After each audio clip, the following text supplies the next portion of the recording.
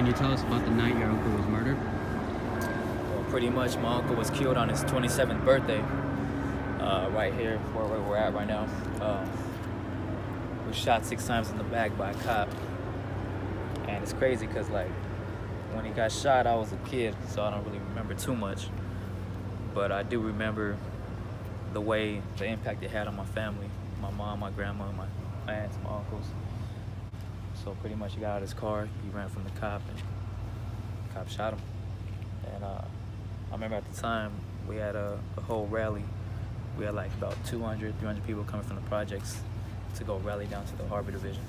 And I feel like in a crazy spiritual way, I feel like my uncle's the one guiding me through this whole process. And that's why I'm like so big on keeping him alive. Like that's what Shit will never be the same, but you living through us. We just trying to make the most of what they giving to us. Black love and brown pride, that's the shit that I'm on. So if you ever need me, just call up my phone. Cause worst come to worst, my peoples come first, yeah.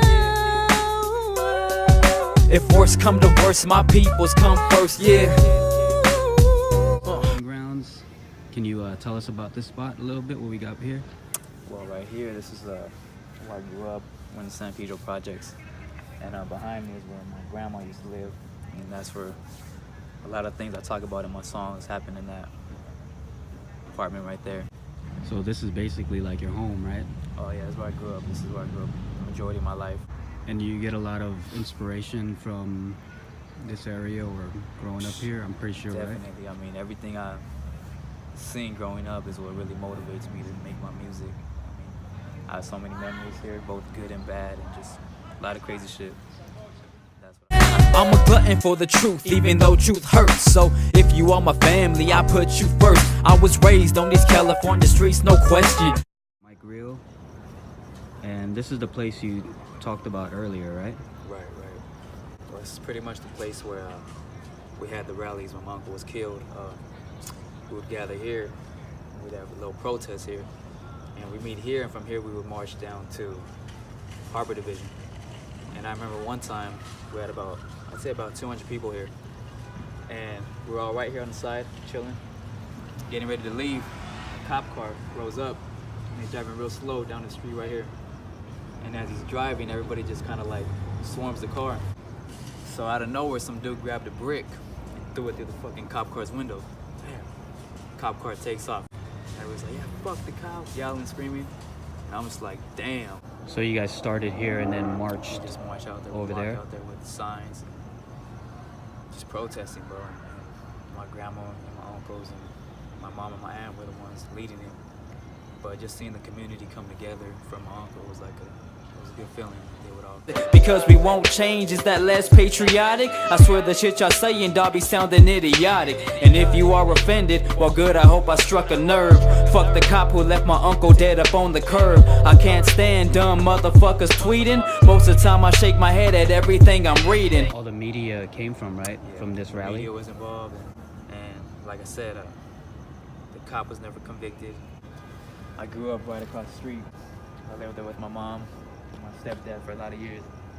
And in that place, I've seen a lot of crazy shit going on. Since my mom and my stepdad were looking out their bedroom window, which is right that way. And right here we're standing, some dude was getting beat up by the cops. So they're looking and like, oh shit, this guy's getting beat up, like not knowing who it was. Little they know it was my Uncle Sam. He got beat up by the cops. And the cops put him in a body cast. He was all fucking beat up. You know, my mom's watching him, not even knowing that that's her brother getting beat up.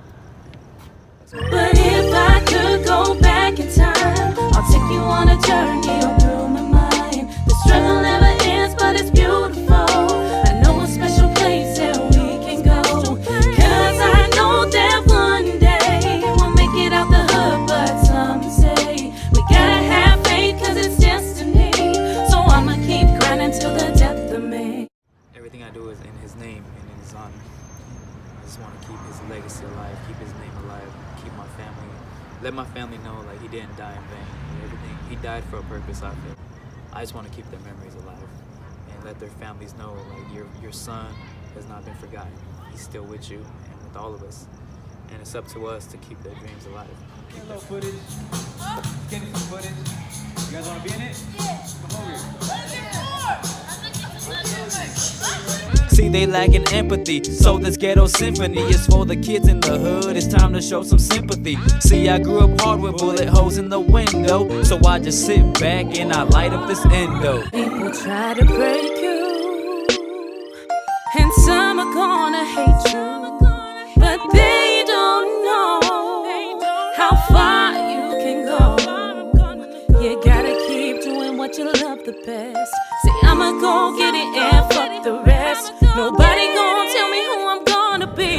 Anything I want, yeah, it's all in me. But some days it seems like it's so hard when your goals just feel like they're so. Everything I do, I try to keep his memory alive. And as I've grown older, I've lost a lot more friends, more people, more family members. So I've tried to incorporate all of them into my music as well. And that's how it's kind of grown. Like, all my music is based on remembrance. Like, I remember this dude got killed, and I guess he was in front of his mom's house, and car pulls up, hops out, shoots him. He ran to his house and collapsed in front of his mom's porch. Mom comes out, sees him on the floor, and he died. So they call me like a week later, and they're like, hey, the mom wants to know if you'd be willing to perform at his funeral. Yeah, of course. So I meet the mom, and like right away, as soon as I meet her, she just comes up to me and gives me a big old hug and starts crying. It touched me, like I started crying. So I did his funeral. Fresh fit, fresh hat with them fresh kicks. Always dressed to impress shit. Blue rag you were dressed with, and you was our brother. Still gonna be that. Fact that you gone, still can't believe that. But it's life, so I fold back. We missing you, but can't call back.